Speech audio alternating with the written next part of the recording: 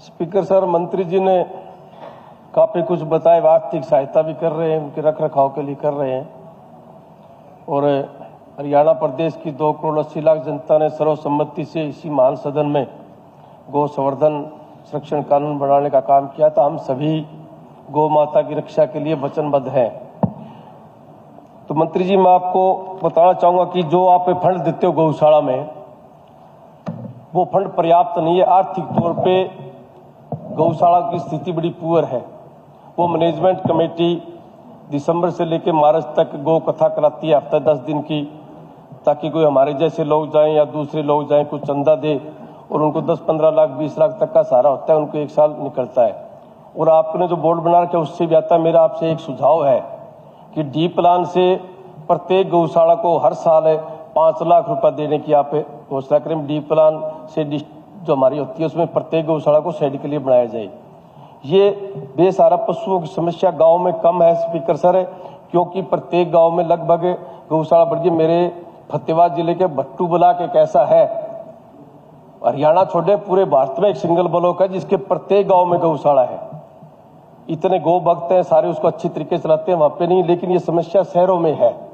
तो शहरों में मैं माननीय मंत्री जी से कहना चाहूंगा कि शहरों में जो बेसहारा पशु हैं, आप उनकी गांव की गौशाला में 150 के अनुसार उनको भेजें।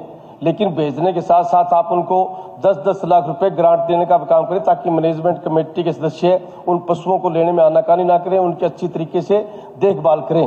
क्योंकि हम सभी साथी गौशाला में जाते हैं, आर्थिक तौर पे प्रत्येक गौशाला की स्थिति बड़ी दयनीय है। और इसी तरह से स्पीकर सर, जो ईओ होते हैं नगर परिषद के, नगर पालिका के, उनकी आप जिम्मेवारी तय करें। जिस भी शहर में ज्यादा बेसहारा पशु होंगे, आपकी जिम्मेवारी होगी। अगर अधिकारी अपनी जिम्मेवारी समझें और चेयरमैन बखूबी तरीके से काम करें, तो हम इसको अच्छी तरीके से संभाल सकते हैं और हमारा शहर को हमें बेसहारा पशुओं से मुक्त कर सकते हैं। हमारे बुन्ना में एक छोटा सा शहर है और वहां पे हमारी चेयरपर्सन है श्रीमती अर्पणा पसरिजा। वो इतनी लेडी अच्छा काम करती है कि आज पूरे हरियाणा में बुन्ना शहर के अंदर आपको कोई भी बेसहारा पशु नहीं मिलेगा। आपको इनके बाद शॉर्ट में करो, प्रश्न पूछ नहीं, उससे चेयरमैन की हमें प्रशंसा करनी चाहिए जी। पूरे हरियाणा में एक ऐसा बुन्ना शहर है जहाँ पे बेसहारा पशु मुक्त शहर है। वो उस लड़की की बदौलत वो इतना मेहनत करती है, अधिकारियों के साथ ही घूमती है। और कई बार अधिकारियों इस पे ध्यान देना चाहिए। लोग सुबह छोड़ देते हैं अपनी गाय को और दूसरों को, और शाम को पकड़ लेते हैं। ऐसे आदमियों को आइडेंटिफाई करना चाहिए।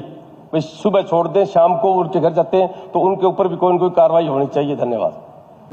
ये एक बहुत ही महत्वपूर्ण विषय है और इस पे चर्चा आज इसीलिए कॉलिंग अटेंशन जो है वो एक्सेप्ट भी किया गया।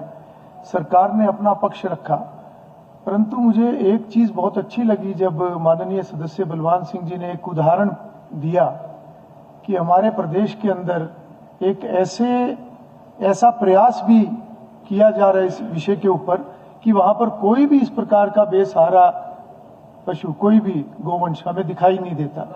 तो गुना के अंदर तो मुझे लगता है कि इस विषय पे हम सब भी थोड़ा सा गंभीर होके जनप्रतिनिधि के नाते, क्योंकि मेरा अपना ये एक तजुर्बा है कि जनप्रतिनिधि जिस विषय के ऊपर इंटरेस्ट लेके अपने जागरूकता के नाते, लोगों को इन्वॉल्व करने के नाते जब भी कोई प्रयास करता है, निश्चित रूप से उसमें अच्छे रिजल्ट जो आते हैं।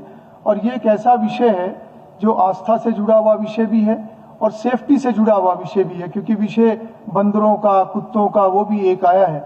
सरकार अपने स्तर पर इसमें कदम उठाए और हम भी इसके अंदर और सामाजिक संस्थाओं को भी इन्वॉल्व करते हुए, और हम खुद इसमें एक एक्टिवली इसके अंदर हम पार्टिसिपेट करें, तो मुझे लगता है कि नतीजे और भी अच्छे आ सकते हैं। क्योंकि ये केवल सरकार का विषय ऐसा नहीं है, ये सभी समाज का विषय है और सभी को इसमें हिस्सा ले। जी डॉक्टर साहब, आप